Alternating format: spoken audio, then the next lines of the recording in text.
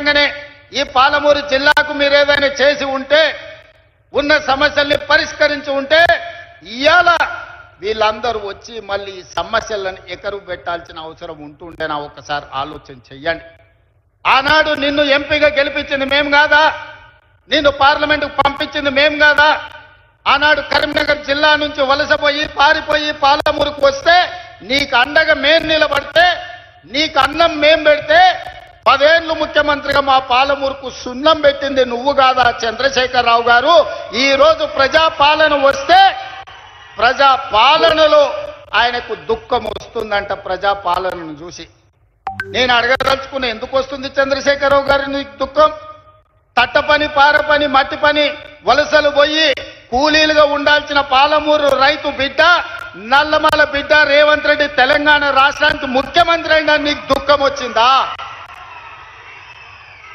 లేకపోతే మా దళితులేమో చెప్పులు కుట్టుకోవాలి, మా యాదవులేమో గొర్రెల్ని పెంచుకోవాలి, మా ముదిరాజు సోదరులు గంగపుత్రులు చేపలు పట్టుకోవాలి, మా గౌడన్నలు ఈదులు గీసుకోవాలని నువ్వు పథకాలు తెస్తే, మేము ఈనాడు మా దళితులు, మా యాదవులు, మా గౌళ్ళు, మా ముదిరాజులు, మా వాల్మీకులు, మా మాదాసి పూర్వ బోయల పిల్లలు చదువుకోవాలి, చదువుకోవడానికి young India integrated residential school Jagprolu గ్రామానికి 200 కోట్ల రూపాయలతోటి 25 ఎకరాల కట్టి చెప్పులు గుట్టుడు, చేపలు పట్టుడు, ఈదులు గీసుడు, గొర్రెలను పెంచుడు మా తాతలు ముత్తాతలు వాళ్ళ తాతలు కూడా ఆ వృత్తిలో వచ్చారు. ఇవాళ మా పాలమూరు జిల్లా మేలుకొన్నది. మా పిల్లలను డాక్టర్లను చేయాలి, ఇంజనీర్లను చేయాలి, ఈ రోజు ఐఏఎస్లను చేయాలి, ఐపీఎస్లను చేయాలి, రాజ్యాలను ఏలాలి. మా పాలమూరు బిడ్డ తెలంగాణకు ఒక 20 ఏళ్ళు ముఖ్యమంత్రిగా ఉండాలి అని మా జిల్లా కంకణం కట్టుకున్నందుకు ఇవాళ నీకు కడుపు నొప్పి దుఃఖం వచ్చిందా చంద్రశేఖరరావు గారని నేను అడుగుతున్నా. మేము చేపలు పట్టుకోవాలి, మేము చెప్పులు కుట్టుకోవాలి, నువ్వు నీ బిడ్డలు నీ మనమన్లేవో రాజ్యాలు ఏలాలనా? అంటే మా పాలమూరు వాళ్ళకి మంత్రి పదవి వద్దా? ఇవాళ ఈ పాలమూరు జిల్లాల 14-12 గెలిచినాం, కానీ 14 గెలిచినుంటే ఇంకొక మంత్రి పదవి అదనంగా వచ్చేది. 3 మంత్రులు కాదు, ముఖ్యమంత్రితో పాటు 2 మంత్రులు కాదు, ఇవాళ మిగతా 2 కూడా గెలిచినుంటే ఇవాళ పాలమూరు జిల్లాలో ఇంకొక మంత్రి ఉంటుండే.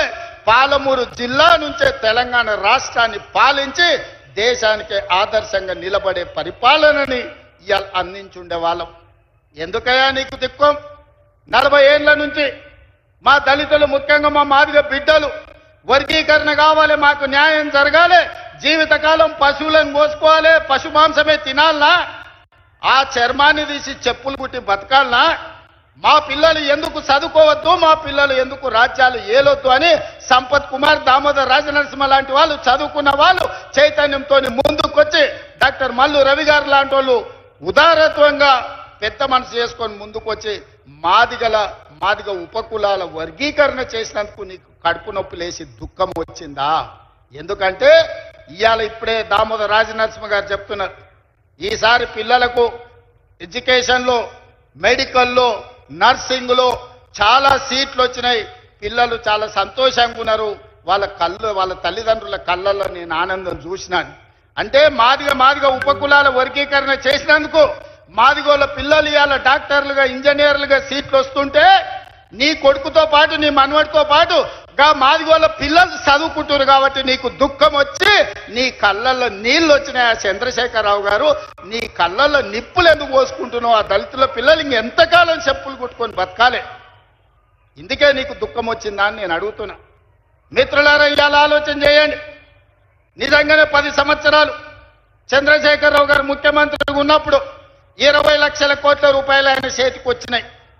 ప్రజలు కట్టిన పన్నులు కావచ్చు, 8 లక్షల కోట్ల రూపాయలు బ్యాంకులు ఆయన చేసిన అప్పులు కావచ్చు.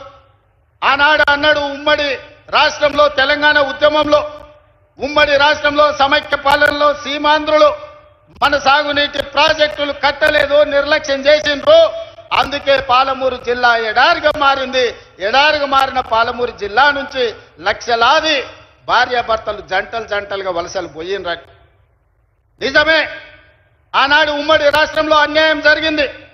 ఈ పక్కన కల్వకుర్తి మొదలుపెట్టి అక్కడ పెట్టి పోతిరెడ్డిపాడు ద్వారా వాళ్ళు తరలించకపోయినరు నీళ్లు. ఈ పక్కన జూరాల కావచ్చు, నెట్టంపాడు కావచ్చు, భీమా కావచ్చు, కల్వకుర్తి కావచ్చు, పాలమూరు రంగారెడ్డి కావచ్చు, ఇలాంటి ఎన్నో ప్రాజెక్టులు కట్టకుండా ఎస్ఎల్బిసి